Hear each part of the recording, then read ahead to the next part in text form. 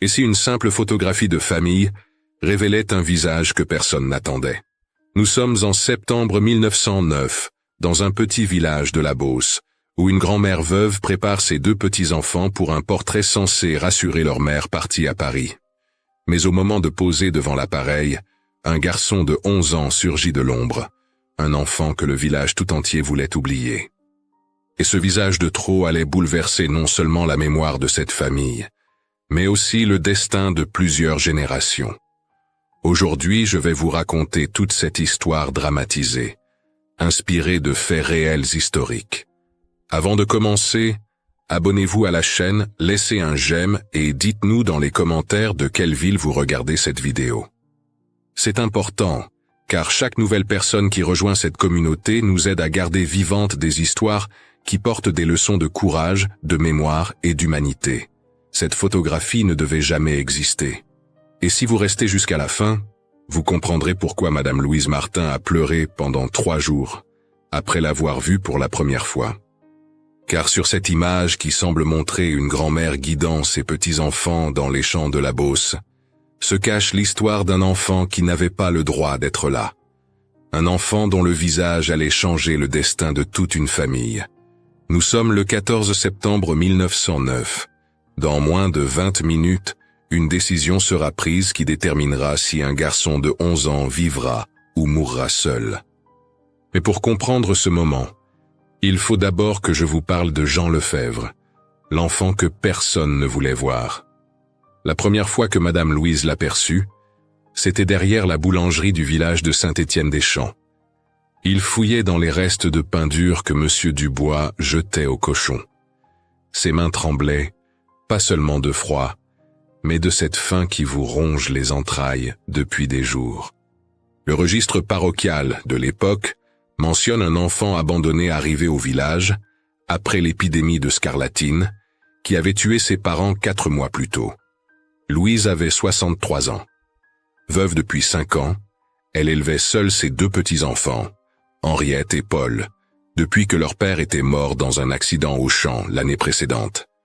Leur mère était partie à Paris chercher du travail et n'était jamais revenue. Avec 2 francs par jour quand elle trouvait du travail de couture, Louise pouvait à peine nourrir les enfants. Adopter un orphelin de plus était impensable. Mais voilà, Jean avait les mêmes yeux que son fils défunt. Cette façon de baisser la tête en souriant timidement. Ce regard qui demandait pardon d'exister. Comment une mère, même usée par la vie, pouvait-elle ignorer cela? Le garçon mentait surtout. Il racontait aux autres enfants qu'il avait de la famille à Paris, qui viendrait bientôt le chercher. Il prétendait ne pas avoir faim quand son ventre gargouillait si fort qu'on l'entendait à 3 mètres. Le ferrero du village, Antoine Moreau, l'avait surpris une nuit dormant contre la forge encore tiède. Au lieu de le chasser, il avait commencé à laisser la porte entr'ouverte les soirs d'hiver. Henriette, au début, avait honte. À la sortie de l'école, quand les autres filles se moquaient du petit vagabond qui les regardait jouer, elle faisait semblant de ne pas le connaître. Paul, lui, avec ses 6 ans et son cœur trop grand, partageait déjà son pain avec Jean, même si cela signifiait avoir le ventre vide l'après-midi. Le 8 septembre, une semaine avant la photo, quelque chose changea. Jean avait volé 3 œufs à la ferme des Blanchards. Pris sur le fait, il avait été battu par le contremaître jusqu'à ce que Louise intervienne. Elle avait payé les œufs avec l'argent qu'elle économisait pour la photographie familiale. 5 francs. 3 mois d'économie. Ce soir-là, pour la première fois, elle l'autorisa à manger à leur table. Jean pleura dans sa soupe. Pas des larmes de tristesse, mais ces larmes qui viennent quand on vous traite enfin comme un être humain. Il mangea lentement, savourant chaque bouchée comme si c'était la dernière. Henriette remarqua qu'il gardait un morceau de pain dans sa poche, réflexe de ceux qui ne savent jamais quand viendra le prochain repas. Le maire du village avait déjà averti Louise 2 fois. Les voisins se plaignaient qu'elle encourageait la mendicité. Le père François avait refusé de laisser Jean assister à la messe sans certificat de baptême. Même Dieu, semblait-il, n'avait pas de place pour les enfants sans papier. Mais Louise voyait autre chose. Elle voyait comment Jean tressait des poupées de paille qu'il offrait secrètement à Henriette. Comment il avait appris à Paul à attraper des grenouilles dans le ruisseau. Comment il travaillait du lever au coucher du soleil dans les champs pour gagner quelques sous qu'il cachait sous une pierre derrière l'église. Le 14 septembre arriva avec une brume épaisse qui enveloppait les champs de blé. Émile Giraud, le photographe itinérant, avait installé son appareil sur la place du village. Les familles attendèrent leur tour, endimanchées, figées dans cette solennité qu'imposaient les longues pauses photographiques. Louise avait préparé les enfants depuis l'aube. Henriette portait sa plus belle robe, celle avec les dentelles que sa mère avait cousues avant de partir. Paul avait les cheveux plaqués avec de l'eau et du savon. Il devait être parfait. Cette photo serait envoyée à leur mère à Paris, preuve qu'ils allèrent bien, qu'ils n'avaient besoin de rien. C'est alors que Louise aperçut Jean, caché derrière le vieux chêne de la place. Il observait les familles posées, fasciné par cette étrange boîte qui capturait les gens. Ses yeux brillaient d'une curiosité enfantine qu'elle ne lui avait jamais vue. Pour une fois, il ressemblait vraiment à un enfant de 11 ans, pas à un survivant usé par la vie. Leur tour approchait. Dans 5 minutes, il serait devant l'objectif. Louise sentit son cœur se serrer. Elle savait ce qu'elle devait faire, ce que la société attendait d'elle. Renvoyer Jean à sa place dans l'ombre invisible. Mais elle savait aussi qu'après cette photo, elle ne se pardonnerait jamais d'avoir laissé un enfant dehors, encore une fois.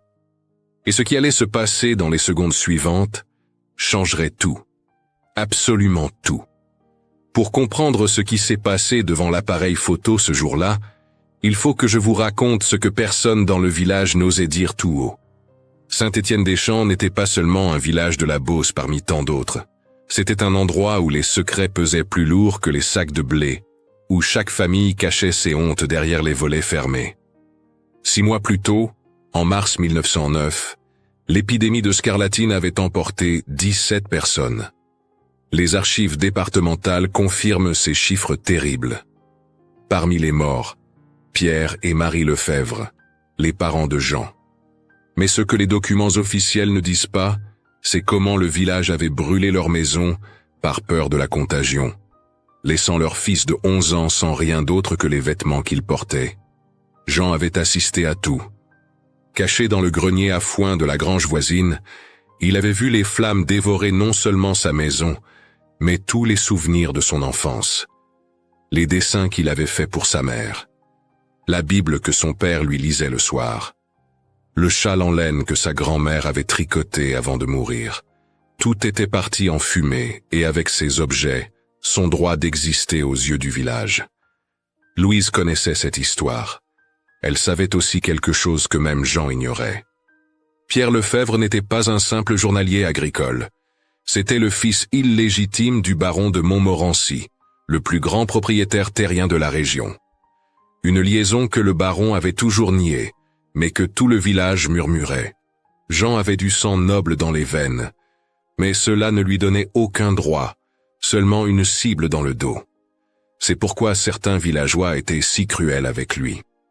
Ils voyaient dans ce gamin affamé le rappel vivant que les puissants pouvaient faire ce qu'ils voulaient avec les filles du peuple, puis abandonner les conséquences de leurs désirs. Le maire lui-même, Gustave Bernardin, devait de l'argent au baron. Aider Jean, c'était risquer de perdre les faveurs du château. Henriette avait commencé à comprendre tout cela le jour où elle avait surpris une conversation entre sa grand-mère et Madame Durand, l'institutrice à la retraite. Cette dernière venait en secret, 2 fois par semaine, apprendre à lire à Jean dans la remise derrière la maison. Elle utilisait une vieille Bible, la seule livre qu'elle pouvait justifier posséder en plusieurs exemplaires si on la questionnait. Jean apprenait vite, trop vite. En 3 mois, il savait déchiffrer les mots, former des phrases.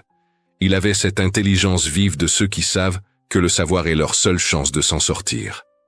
Il cachait cette capacité aux autres, jouant l'idiot quand on lui demandait de lire une affiche. Madame Durand disait qu'il aurait pu entrer au séminaire s'il avait eu des papiers, devenir prêtre, peut-être même évêque. Mais sans certificat de naissance, Jean n'existait pas officiellement. Paul, malgré ses 6 ans, avait sa propre façon de protéger son ami. Quand les garçons du village jetaient des pierres à Jean en le traitant de bâtard, Paul se mettait devant lui. Il rentrait souvent avec des bleus que Louise soignait en silence. Elle ne le grondait jamais pour s'être battu. Comment réprimander un enfant qui défendait la justice dans un monde si injuste? Le secret le plus lourd que portait Jean, c'était ses économies. Sous une pierre derrière l'église, il cachait chaque sou gagné en travaillant dans les champs. 30 francs, une fortune pour un orphelin. Il les avait gagnés en tressant des paniers, en aidant aux moissons, en nettoyant les étables. Ses mains étaient devenues calleuses, ses ongles noirs de terre, mais chaque pièce le rapprochait de son rêve secret. Payer un jour le voyage à Paris pour Louise et les enfants, les emmener loin de ce village qui les étouffait. Le 12 septembre, 2 jours avant la photo, un incident avait failli tout faire basculer. Jean avait été surpris en train de voler du pain à la boulangerie. Pas pour lui, mais pour la vieille Anna, une mendiante encore plus misérable que lui. Le boulanger avait voulu appeler les gendarmes. Louise était intervenue, payant non seulement le pain mais promettant que cela ne se reproduirait plus. Cette nuit-là, Jean avait fui. Il était parti dans les champs, décidé à ne plus jamais revenir, à ne plus être un fardeau pour celle qui lui montrait tant de bonté. C'est Henriette qu'il avait retrouvée, recroquevillée sous le vieux pont de pierre, tremblant de froid et de désespoir. Elle avait alors fait quelque chose qu'elle n'avait jamais fait avant. Elle l'avait pris dans ses bras et lui avait dit « Tu es mon frère maintenant, tu ne peux pas partir ». Ces mots avaient brisé quelque chose en Jean. Pour la première fois depuis la mort de ses parents, il avait pleuré. Vraiment pleuré. Pas des larmes silencieuses, mais des sanglots qui secouaient tout son corps maigre. Henriette l'avait ramené à la maison, et Louise avait fait comme si elle ne voyait pas ses yeux rougis. Elle avait simplement posé une assiette de soupe devant lui et dit « Mange, tu dois reprendre des forces ». Le matin du 14 septembre, Louise avait pris une décision. Elle avait mis de côté sa plus belle robe, celle qu'elle gardait pour les enterrements. Si elle devait affronter le jugement du village, autant le faire avec dignité. Elle avait aussi préparé 4 tenues, pas 3. La 4e était un ensemble que Paul avait porté l'année précédente. Un peu grand pour lui à l'époque, qui pourrait aller à Jean. Henriette avait compris. Elle avait couru chercher Jean qui dormait dans la grange. Elle l'avait trouvé en train de tresser une poupée de paille, probablement un cadeau d'adieu qu'il comptait leur laisser. Quand elle lui avait tendu les vêtements, il avait d'abord reculé, refusant. C'est Paul qui avait tranché. « Mets-les. Tu fais partie de la photo. Tu fais partie de nous. » Et maintenant, ils étaient là, tous les 4, marchant vers l'appareil photo d'Émile Giraud. Les villageois les regardaient, certains avec surprise, d'autres avec désapprobation. Le maire fronçait les sourcils. Le père François serrait sa Bible. Mais Louise marchait la tête haute, ses 3 enfants autour d'elle. Car c'est ce qu'ils étaient devenus, sans papier, sans permission officielle, mais avec quelque chose de plus fort que tous les documents du monde. L'amour d'une famille choisie. Le photographe Émile Giraud ajustait son appareil pour la 10e fois. Dans son journal, retrouvé des années plus tard dans une brocante à Chartres, il écrirait que ce 14 septembre 1909 fut le jour où il comprit que certaines photographies capturent plus que des visages. Elles capturent des âmes en train de faire un choix. Louise se tenait maintenant devant l'objectif, Jean légèrement en retrait, comme s'il n'osait pas vraiment faire partie du tableau. Les murmures du village s'intensifiaient.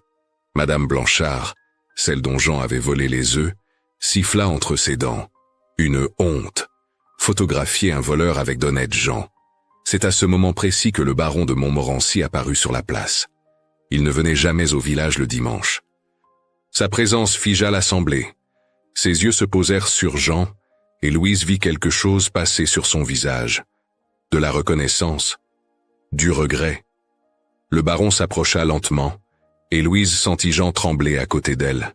« Madame Martin, » dit le baron d'une voix qui portait sur toute la place, « je vois que vous avez 4 personnes pour votre photographie.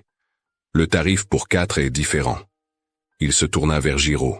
« Combien pour 4 personnes, monsieur le photographe ?»« 7 francs, monsieur le baron, » répondit Giraud, visiblement mal à l'aise. Le baron sortit sa bourse et posa les pièces sur le trépied de l'appareil. « Je paie la différence. Que cette famille soit photographiée correctement. Tous les 4, Le silence qui suivit était si dense qu'on entendait le vent dans les feuilles du vieux chêne. Jean regardait le baron avec des yeux écarquillés. Pour la première fois, quelqu'un d'important, quelqu'un de puissant, reconnaissait son existence. Louise comprit alors que le baron savait. Il avait toujours su qui était Jean. Le maire, Gustave Bernardin, tenta d'intervenir. « Monsieur le baron, cet enfant n'a pas de papier, il n'est pas... Il est sous la protection de Madame Martin », coupa le baron. « Cela me suffit. Et cela devrait suffire à tout le village. » Il se tourna vers le père François. « Mon père, j'espère voir cet enfant à la messe dimanche prochain, avec ou sans certificat de baptême. » Jean avait les larmes aux yeux. Pas de tristesse cette fois, mais de quelque chose qu'il n'avait pas ressenti depuis si longtemps qu'il avait oublié son nom, l'espoir. Henriette lui prit la main droite, Paul la gauche. Louise posa sa main sur son épaule. Ils formaient maintenant un vrai tableau de famille. Giraud se cacha sous son voile noir. Ne bougez plus. Dans 5 secondes. 4. 3. C'est alors que Jean fit quelque chose d'extraordinaire. Il sourit. Un vrai sourire, pas ces grimaces forcées qu'on fait devant les appareils photo. Un sourire qui disait « J'existe, je suis aimé, j'ai une famille ». Le déclic résonna sur la place silencieuse. Immédiatement après, le baron s'approcha de Louise. Il parla bas, mais Henriette, qui avait l'oreille fine, entendit. « Prenez soin de lui. C'est ce que son père aurait voulu. » Puis il glissa discrètement une enveloppe dans la main de Louise avant de repartir vers son château. L'enveloppe contenait 100 francs et un document.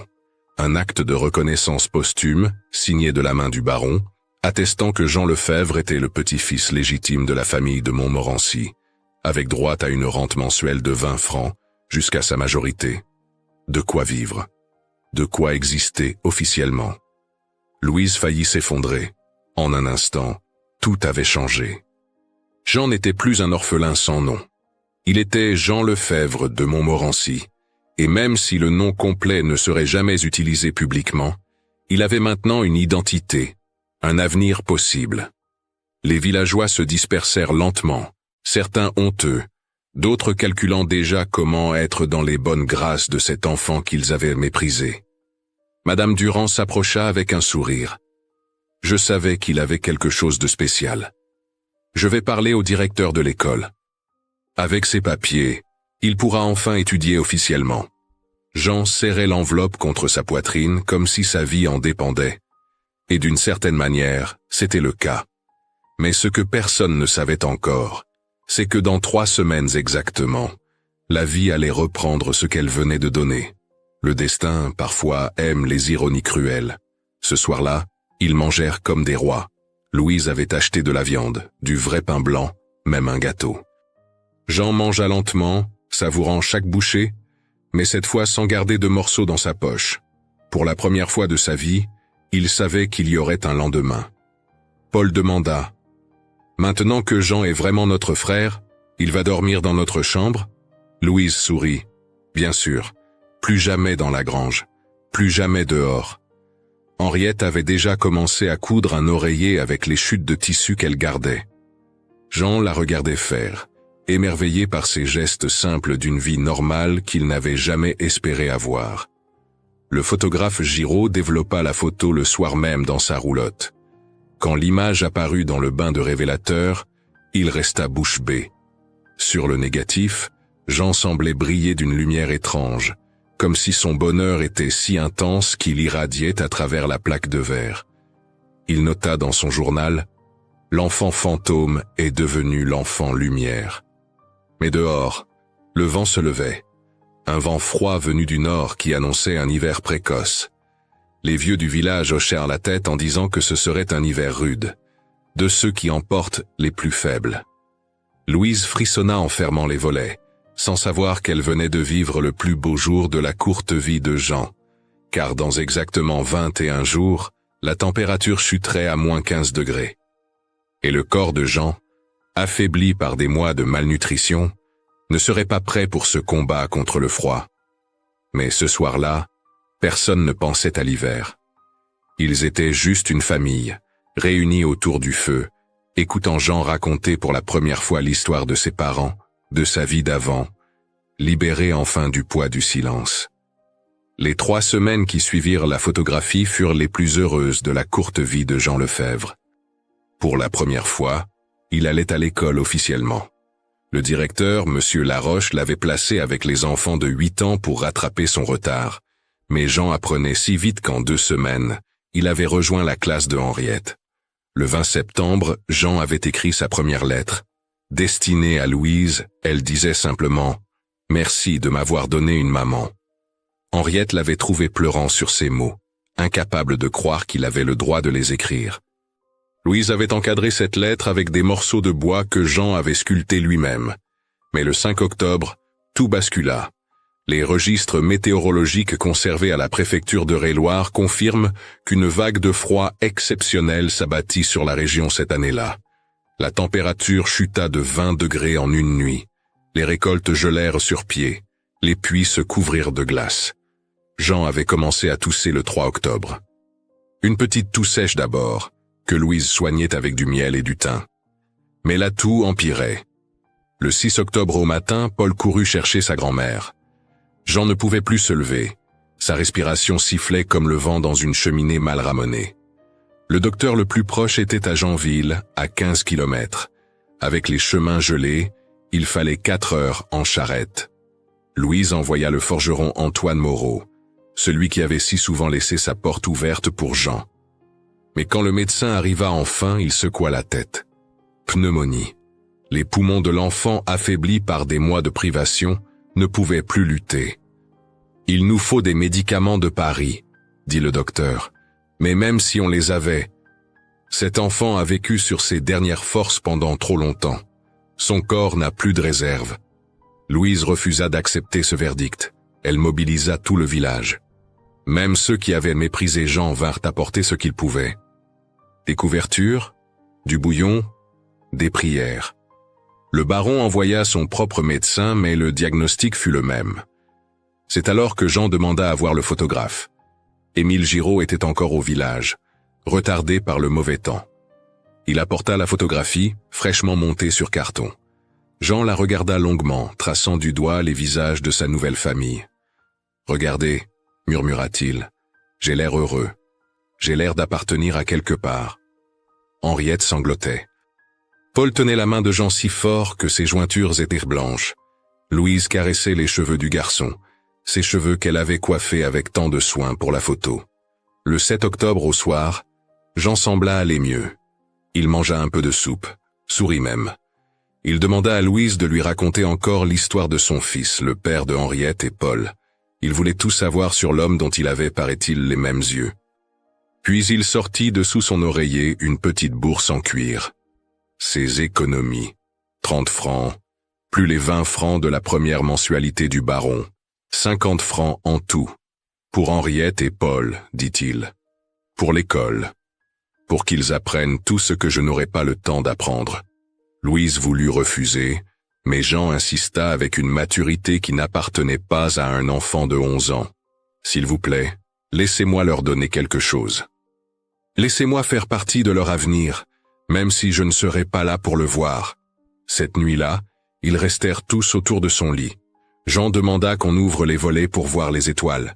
Il dit qu'elles lui rappelaient les soirs où il dormait dehors, mais que maintenant, elles étaient plus belles parce qu'il les regardait de l'intérieur d'une vraie maison, entouré d'une vraie famille. À 3 heures du matin, sa respiration devint plus difficile. Louise le prit dans ses bras, le berçant comme elle avait bercé son propre fils des années auparavant. Henriette et Paul se blottirent contre eux. Jean ouvrit les yeux une dernière fois. Ils étaient clairs, paisibles. « Je n'ai plus peur », murmura-t-il. « Je sais maintenant ce que c'est d'être aimé. » Il mourut à l'aube du 8 octobre 1909, dans les bras de sa grand-mère de cœur, entouré de son frère et sa sœur d'adoption. Pas seul, pas abandonné, aimé. Le père François, celui qui avait refusé de le laisser rentrer dans l'église sans papier, célébra les funérailles. L'église était pleine. Le baron lui-même était présent, au premier rang. Dans son homélie, le prêtre dit « Cet enfant nous a enseigné que la famille ne se définit pas par le sang, mais par l'amour. Il nous a montré que même les plus petits d'entre nous méritent dignité et respect. On l'enterra sous le vieux pommier du cimetière, là où les enfants du village venaient jouer. Sur sa tombe, Louise fit graver « Jean Lefebvre, fils et frère bien-aimés, 1898-1909 ». La photo de famille fut placée dans un cadre étanche et enterrée avec lui pour qu'il emporte avec lui la preuve qu'il avait appartenu à quelqu'un. Mais Louise garda le négatif.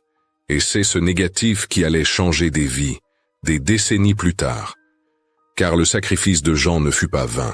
Avec l'argent qu'il avait laissé, Henriette put acheter des livres et devenir institutrice. Elle consacra sa vie à enseigner aux orphelins, créant la première école gratuite pour enfants abandonnés de la région. Paul devint médecin, spécialisé dans les maladies infantiles. Il sauva des centaines d'enfants de la pneumonie qui avait emporté son frère de cœur. Le baron, transformé par cette histoire, créa une fondation pour les orphelins de guerre. Des milliers d'enfants trouvèrent des familles grâce à ce qui s'appelait officieusement le Fonds Jean Lefebvre. Mais tout cela, c'était pour plus tard. Ce matin du 8 octobre, il n'y avait qu'une grand-mère qui pleurait un petit-fils qu'elle n'avait eu que 3 semaines, mais qu'elle aimerait pour l'éternité, et 2 enfants qui avaient perdu un frère qu'ils n'oublieraient jamais. 38 ans plus tard, en 1947, Henriette Martin, devenue Henriette Moreau après avoir épousé le fils du forgeron, fouillait dans les affaires de sa grand-mère décédée la veille. Louise était partie paisiblement dans son sommeil, à 99 ans, ayant survécu à 2 guerres mondiales et gardé jusqu'au bout la lucidité et la bonté qui la caractérisaient. Dans une vieille boîte en fer blanc cachée sous des lettres jaunies, Henriette trouva quelque chose qui lui coupa le souffle. Le négatif original de la photographie du 14 septembre 1909. Mais il y avait plus. Une enveloppe contenait une lettre que Louise avait écrite mais jamais envoyée, datée du jour de la mort de Jean. « Mon cher petit Jean », commençait la lettre, « tu es parti ce matin, mais tu n'es pas vraiment parti. Je te vois dans chaque enfant abandonné que je croise. Je t'entends dans le rire de Paul quand il raconte tes histoires de pêche. Je te sens dans les larmes de Henriette quand elle enseigne à lire à un orphelin. Tu n'as vécu que 11 ans, mais tu as changé nos vies pour toujours. » Henriette continua à lire, les larmes coulant sur ses joues. Sa grand-mère racontait tout. Comment Jean cachait de la nourriture pour les chats errants. Comment il avait sauvé Paul de la noyade dans le ruisseau sans jamais le dire à personne. Comment il sculptait des jouets pour les enfants plus pauvres que lui. Ce qui semblait impossible tant il était démuni. Mais la vraie révélation vint avec une deuxième lettre, celle-ci du baron de Montmorency, datée de 1910. « Madame Martin, je vous écris pour vous confesser ce que je n'ai jamais eu le courage de dire. Jean était mon petit-fils. Son père, Pierre, était mon fils. J'ai laissé la honte et l'orgueil m'empêcher de reconnaître cette vérité jusqu'à ce qu'il soit trop tard. La façon dont vous avez aimé cet enfant m'a montré ce qu'était la vraie noblesse. Ce n'est pas le sang qui fait la grandeur, c'est le cœur. » Henriette décida alors de faire quelque chose avec ces documents. Elle contacta le nouveau maire de Saint-Étienne-des-Champs et proposa de créer un mémorial. Pas seulement pour Jean, mais pour tous les enfants invisibles de France. Le 14 septembre 1950, exactement 41 ans après la photographie, le mémorial Jean Lefebvre fut inauguré. Au centre, agrandi et encadré, la photo de famille. En dessous, cette inscription. Ici vécut Jean Lefebvre, 1898-1909. Orphelin devenu fils, étranger devenu frère, invisible devenu éternel. Que son histoire nous rappelle qu'aucun enfant n'est de trop dans une photographie, qu'aucune vie n'est de trop dans ce monde. Paul, devenu un médecin réputé de Paris, prit la parole ce jour-là. Jean m'a appris la médecine avant même que je sache ce que c'était. Il m'a montré que soigner, c'est d'abord voir ceux que personne ne regarde. Grâce à lui, j'ai sauvé des vies. Mais lui, il a sauvé nos âmes. L'histoire aurait pu s'arrêter là, mais elle prit une dimension inattendue. Un journaliste parisien présent à l'inauguration écrivit un article qui fut repris dans toute la France. La photo de Jean devint le symbole d'une campagne nationale pour les droits des orphelins. En 1951, une loi fut votée, garantissant l'éducation gratuite et obligatoire pour tous les enfants sans famille. Mais le plus extraordinaire se produisit en 1987. Une équipe d'historiens numérisant les archives photographiques de la région tomba sur le négatif original. Avec les techniques modernes, ils purent agrandir l'image et découvrirent un détail que personne n'avait remarqué. Dans la poche de Jean, dépassant légèrement, on pouvait voir un petit morceau de papier. C'était le billet qu'il avait écrit ce matin-là. « Merci de m'avoir choisi ». Cette découverte relança l'intérêt pour l'histoire. Un réalisateur en fit un film. Des écoles prirent le nom de Jean Lefebvre. Son histoire fut enseignée comme exemple de résilience et d'humanité. Des milliers de familles décidèrent d'adopter après avoir vu sa photo. En 2009, pour le centenaire de sa mort, Isabelle Moreau, l'arrière-petite-fille de Henriette, retrouva les descendants du baron de Montmorency. Ensemble, ils créèrent la fondation Jean Lefebvre, qui a depuis placé plus de 10 000 orphelins dans des familles aimantes. La photo originale est maintenant au musée d'Orsay, dans une exposition permanente sur la photographie sociale. Chaque jour, des visiteurs s'arrêtent devant elle. Certains ne voient qu'une grand-mère avec ses petits-enfants dans un champ. Mais ceux qui connaissent l'histoire voient plus. Ils voient un moment où l'humanité a triomphé de l'indifférence, où l'amour a vaincu les conventions, où un enfant invisible est devenu immortel. Le conservateur du musée raconte qu'il arrive parfois que des visiteurs laissent des fleurs devant la photo. Des roses blanches, le plus souvent, avec un petit mot, pour Jean, pour qu'il sache qu'on ne l'oublie pas. Car c'est cela, le vrai miracle de cette photographie. Elle a capturé non pas 3 semaines dans la vie d'un orphelin, mais l'éternité d'un amour qui refuse d'abandonner. Elle nous rappelle que parfois, il suffit d'une seule personne qui dit « tu fais partie de nous » pour changer le destin d'un enfant. Et que ces 3 semaines d'amour peuvent résonner à travers les siècles. Aujourd'hui, quand vous regardez cette photo, souvenez-vous. Ce n'est pas l'histoire d'un enfant qui est mort trop jeune. C'est l'histoire d'un enfant qui a vécu juste assez longtemps pour nous enseigner ce qui compte vraiment. La famille n'est pas dans le sang qui coule dans nos veines, mais dans les mains qui se tendent quand nous tombons. L'amour n'est pas dans le temps qu'on partage, mais dans l'intensité avec laquelle on aime. Jean Lefebvre n'a vécu que 11 ans. Mais dans ces 11 ans, et surtout dans ces 3 dernières semaines, il a vécu plus d'amour que certains en une vie entière. Et grâce à une photographie, grâce à une grand-mère qui a dit oui quand le monde entier disait non, son histoire continue de sauver des vies, de créer des familles, de rappeler au monde qu'aucun enfant n'est invisible quand quelqu'un prend la peine de le regarder vraiment. La prochaine fois que vous verrez un enfant seul, perdu, invisible, souvenez-vous de Jean. Souvenez-vous qu'il suffit parfois d'un geste, d'un regard, d'un viens. Tu fais partie de nous pour changer une vie. Et qui sait? Peut-être que dans 100 ans on racontera votre histoire. L'histoire de celui ou celle qui a vu l'invisible, qui a aimé l'inadoptable, qui a prouvé qu'en ce monde, personne n'est de trop sur la photo de famille de l'humanité. Cette histoire dramatisée, inspirée de faits réels historiques, nous rappelle qu'il suffit parfois d'un seul geste d'accueil pour transformer une vie entière.